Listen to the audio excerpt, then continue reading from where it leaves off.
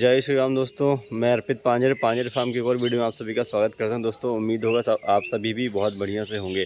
दोस्तों अब बारिश का मौसम लगभग शुरू होने ही वाला, स्टार्ट होने ही वाला। दोस्तों आज तो हुआ क्या, कल बिना मौसम के हमारे यहाँ पे शाम का अचानक से बारिश काफ़ी तेज़ हो गई, जिसकी वजह से मेरा जो भूसा था वो काफ़ी कुछ ऊपर की लेयर उसकी गीली हो गई है। तो जो पुराना तिरपाल लगा हुआ था हमारा वो तो फट चुका था, तो उसमें से काफ़ी पानी अंदर भी गया और हवा भी चल रही थी काफ़ी तेज़, तो जिसकी वजह से वो बार बार उड़ जा रहा था। तो मैं कल दोपहर को भीगते हुए मैंने उसको सुधार के रखा था अपने पास। और उसके बाद दोस्तों फिर शाम को मैंने बिल्कुल देर ना करती हुए नए तिरपाल लेके आ गया। ये 40 बाई 40 का सिंपॉलिन का, ये मुझे लगभग 5250 रुपये का पड़ा है। तो इसको मैंने अपने भाई के साथ मिलके दोस्तों शाम के शाम ही लगभग आधा से ज़्यादा हमने कंप्लीट कर लिया। ये देखो यहाँ से बांध के, और आपको नीचे से दिखाता हूँ उसको कैसे तैयार किया गया है हमने।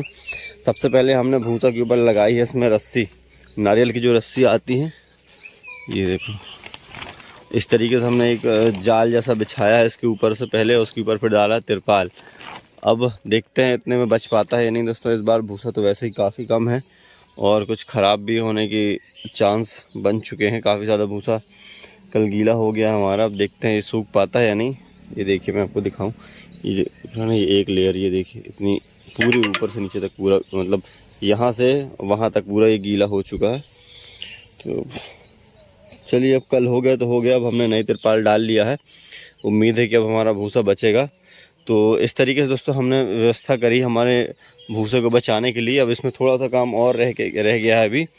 वो क्या है कि ये जो तिरपाल देख रहे हैं अब आप, इसको एक बार हमें ऊपर से रस्सी से कसना बाकी। जैसे हमने नीचे रस्सी लगाई हुई है वैसे एक बार ऊपर से बंद कर देंगे तो ये क्या होगा, हवा यदि चलेगी ना तो हवा में ये उड़ेगी नहीं। दोस्तों इस तरीके से हमने ये व्यवस्था कर ली है भूसे की। अब चलिए चलते हैं हम सेट की तरफ। दोस्तों अब मैं आपको अपने पशुओं का अपडेट दे दूँ।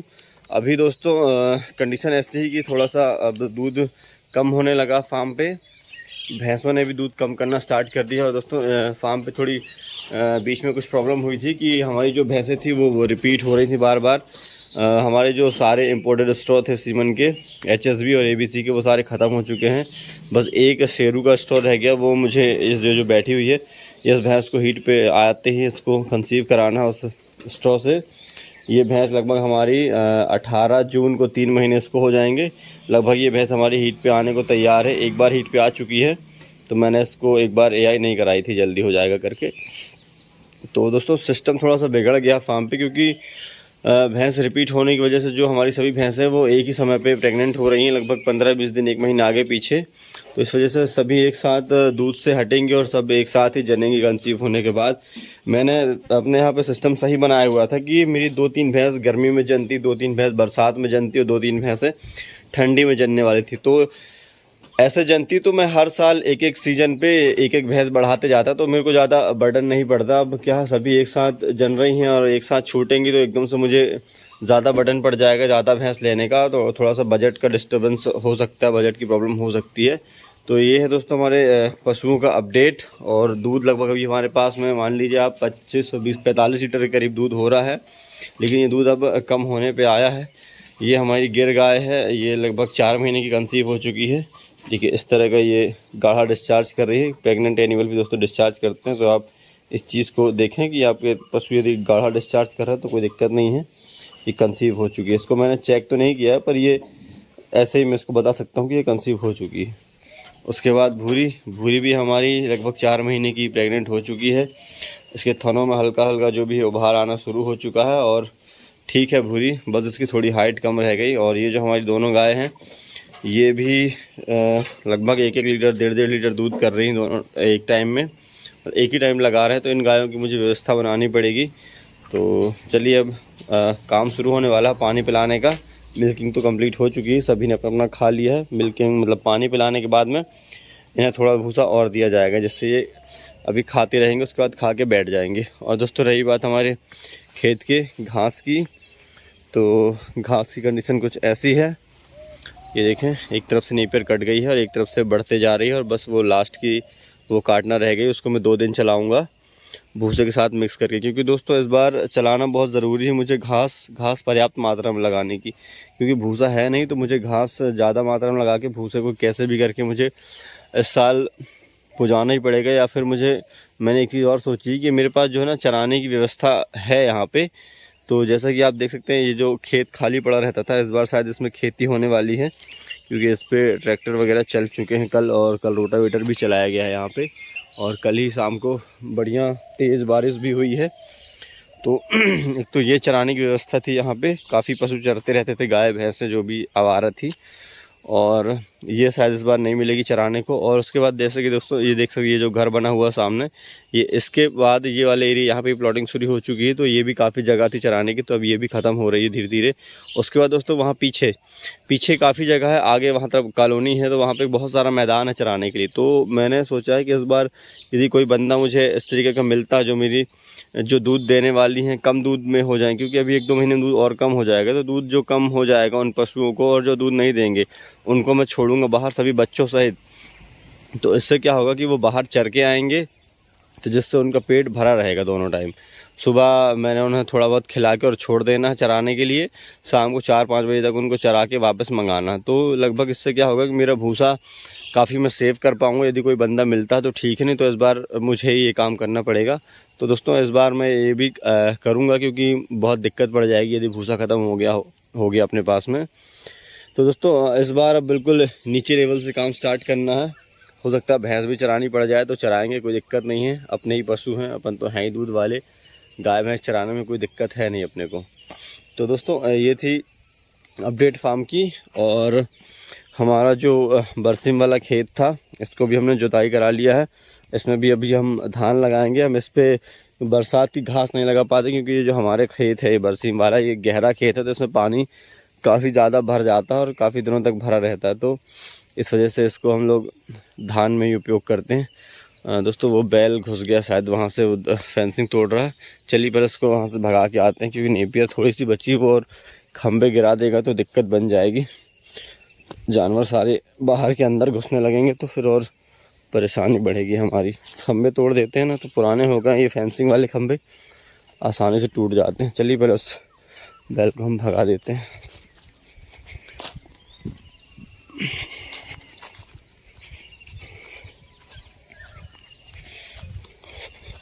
हट। बस 2 दिन ही चल पाएगी अब नेपियर। उसके बाद फिर मैंने एक जगह पे, एक फार्मर और है हमारे यहाँ से आगे, उनके पास में ज्वार लगी हुई काफ़ी ज़्यादा मात्रा में। उनके पास है अभी सिर्फ टॉप ब्रीड की HF बछिया, जिसको वो तैयार कर रहे हैं। तो मैंने उनसे बात करी घास देने की, तो उन्होंने हाँ तो बोला है घास के लिए। अब देखते हैं मुझे क्या रेट पे घास मिलती है उनसे। तो बस यही विचार बना है कि यदि घास भी ले लेंगे, हमारे पास घास तो क्योंकि ख़त्म हो जाएगी, नेपियर ज़्यादा दिन नहीं चल पाएगी। बारिश में भी हम नेपियर को काट नहीं पाते, क्योंकि पानी भर जाने की वजह से नेपियर यदि काट देंगे नीचे से तो वो नीचे से ही ख़राब हो जाएगी पूरी। तो बारिश में हम नेपियर को भी यूज़ में नहीं ले पाते, खेत गहरे होने की वजह से। तो उनसे मैं बात किया है मैंने घास के लिए, यदि वो मुझे घास देंगे, खैर देने को तो बोल दिया उन्होंने, अब देखते हैं क्या रेट पे मिलती है।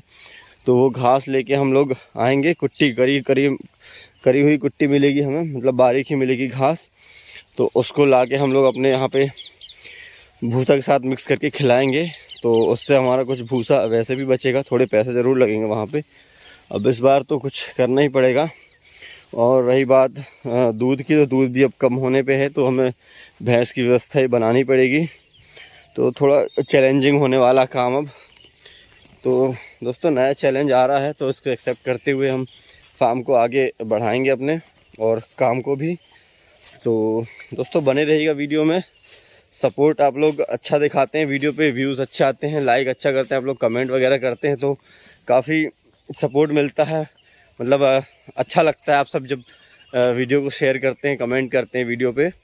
तो दोस्तों ऐसे ही सपोर्ट बनाए रखिए, ऐसे ही इंटरेस्टिंग वीडियो मैं आप सभी के लिए लेके आता रहूँगा। तो ठीक है दोस्तों, यही थी हमारी आज की अपडेट। और जो भी होगा फार्म का अपडेट, और जो भी मुझे आता है कि मैं आपको बता सकता हूँ, ये चीज़ मैं आपको ज़रूर वीडियो के थ्रू बताऊँगा। तो ठीक है दोस्तों, अब मिलते हैं अगली वीडियो में, तब तक के लिए जय श्री राम। देखिए दोस्तों, ये हमारे फार्म के पीछे का एरिया, जहाँ पे भूसा हमने रखा हुआ, बोल दीवार। इस तरीके दोस्तों ये जो पुरानी तिरपाल थी हमारी, पहले हम लोग इसको नीचे बिछा रहे हैं ताकि दीवार के कोनों पे से जो हमारी नई तिरपाल है वो फटे ना और रस्सी कसने में थोड़ा आसानी हो जाए। ये देखिए इस तरीके से भूसा का जो हमारा स्टोरेज है वो ऐसा दिखता है। हमने इस बार कुछ अलग तरीके से भूसे को पैक कर रहे हैं हम लोग, क्योंकि हर बार जैसा करते थे कि भूसा तो पर्याप्त मात्रा में होता था, तो उस वजह से हम क्या करते थे, पूरे खम्भे अच्छे तरीके से लगा के और आराम से पैक कर लिए करते थे। तो इस बार भूसा भी खाली है काफ़ी ज़्यादा, तो उसको पैक करने में थोड़ी दिक्कत आ रही है। किस तरीके से करा जाए समझ नहीं आ रहा। तो हमने फिर एक तरीका निकाला कि इसके ऊपर से रस्सी एक बार बिछाई जाए भूसे के ऊपर से। उसके बाद क्या है ना कि तिरपाल डालेंगे, उसके ऊपर से फिर एक बार रस्सी लगा देंगे तो भूसा हमारा इस तरीके से सेफ़ रहेगा, तिरपाल भी नहीं उड़ के जाएगी। दोस्तों इस बार भूसा बहुत ही कम रह गया। ये जो खंबा देख रहे हैं आप, इस हाइट तक मेरा भूसा रहता था हर साल, और वहाँ पे जो उसके खंबे के और आगे में एक खंबा लगाया करता था, वहाँ तक भूसा रहता था। लगभग ये भूसा मेरे पास आधे से भी कम है। बहुत चैलेंजिंग होने वाला है इस साल का ये जो हमारा डेयरी फार्मिंग का एक्सपीरियंस है। दोस्तों इस तरीके से देखिए हमने रस्सी लगाना शुरू कर दिया था शाम को ही, क्योंकि दोपहर में अचानक से बहुत तेज़ बारिश हो गई तो भूसा काफ़ी कुछ गीला हो गया, कुछ बचा पाए हम लोग। भीगते हुए मैंने तिरपाल को पकड़े रखा तब जाके भूसा इतना बच पाया, नहीं तो पूरा गीला हो जाता भूसा, क्योंकि बारिश काफ़ी ज़्यादा हो गई अचानक से ही।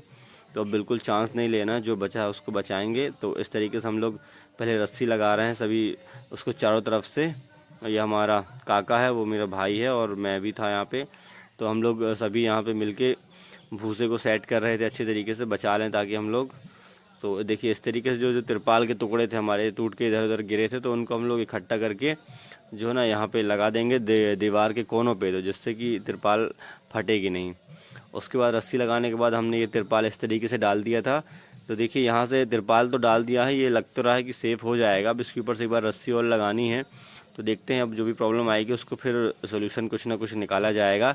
लेकिन अभी तो हमारी तिरपाल हमने डाल लिया अच्छे तरीके से, इसको बस थोड़ा काम और रह गया है। शाम को तो काफ़ी देर हो गई थी डालते डालते, तो हमने इसको इतना ही डाल के छोड़ दिया, मतलब चारों तरफ से कस के और छोड़ दिया है।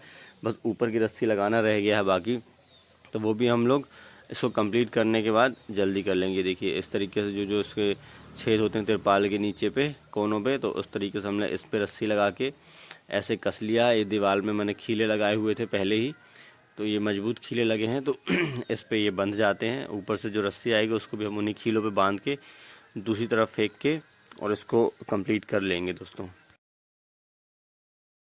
उसके बाद शाम को ये काम पूरा कंप्लीट होने के बाद हम लोग मिल्किंग में लग गए। मिल्किंग ख़त्म होने के बाद ये देखिए सनसेट का नज़ारा अच्छा लगा, तो मैंने कहा आपको दिखाऊं।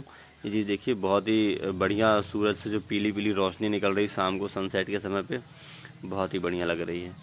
ये देखिए दोस्तों अच्छा नज़ारा होता है, ये सब प्रकृति से जुड़ी हुई चीज़ें हैं। आप प्रकृति से जुड़ी हुई काम करेंगे तो ये सारी चीज़ें आपको देखने को हमेशा मिलती रहेंगी। ये उन लोगों के लिए एक यूनिक चीज़ हो जाती है जो लोग प्रकृति से जुड़े नहीं हैं, इन प्रकृति से जुड़ के काम नहीं कर रहे हैं, जो बड़े बड़े मेट्रो सिटीज़ वगैरह में बैठे हुए हैं, वहाँ पे अपनी जॉब कर रहे हैं, बिजनेस कर रहे हैं। तो दोस्तों वो सब भी इन सभी को देख सकते हैं वीडियोज़ के माध्यम से। ठीक है दोस्तों, यही थी।